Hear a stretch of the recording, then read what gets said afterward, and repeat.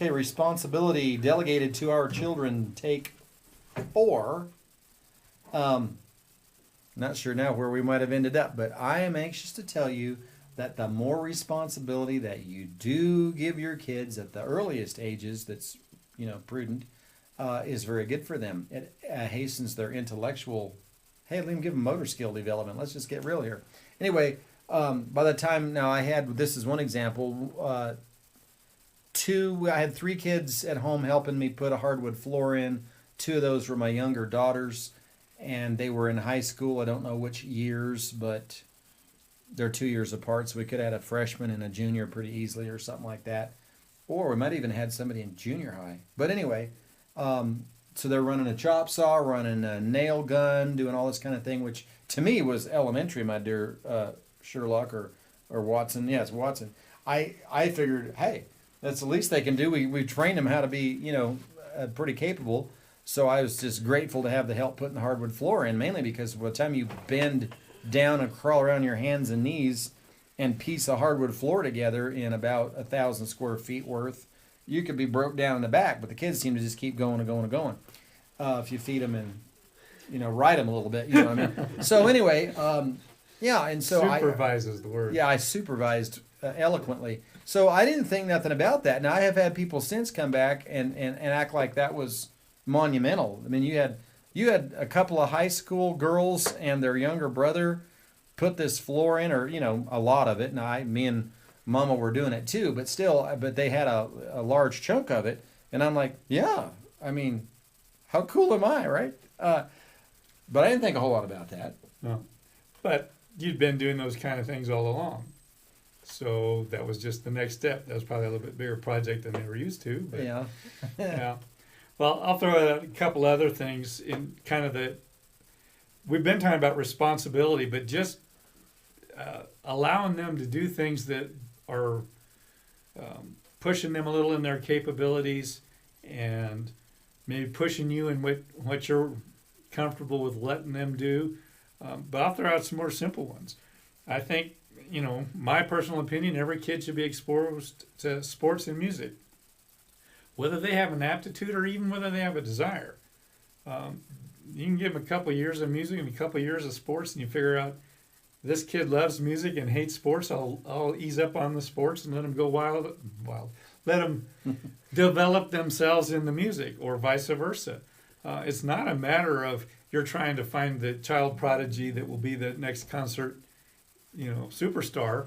It's you're developing these kids, you're giving them responsibility, you're teaching, letting them have the opportunities to do things, and those would be 2 big ones. And then plus, as you've been talking about, and I concur, use of all kinds of hand tools. Kids that don't know how to use a hammer or a saw without hurting themselves, a screwdriver. I mean, to me, that's ridiculous. You've deprived them if they don't have basic tool skills. If they don't know righty-tighty, lefty-loosey for putting in screws and nuts and bolts. That's wrong. Sorry, got to do a bad cop thing of some kind. But come on, parents. Let them do something here. Yeah, well, in the world that we're living in, you realize we're surrounded with machines. Now we got a lot of technologically based, like computers, right? That kids may need to learn how to work on that. I couldn't help them do that, but I mean, they can probably do it themselves. But we are surrounded with machines and with technology and things like that. And so not just using it eloquently, because that doesn't get the baby any cookies. It's being able to fix it, being able to work with it, being able to repair it. And that's what the world really boils down to. When you get out on your own, like the kids, I've got some grown kids, and the first thing you know, we're talking about remodeling a bathroom. We're talking, I think yours has too. Yeah. We're talking about and redoing the kitchen. You've certainly been doing that. Yeah. So it's like, okay, either they have to hire all this stuff done, or they have to have some sense of confidence that they can do it. Even if they have to work through it, it may not be perfect, but nonetheless they can do these things. Well, we want to teach kids that they're capable of addressing all kinds of tasks and stuff from the get-go. And it not be shocking that they are able to put in a hardwood floor or remodel a bathroom.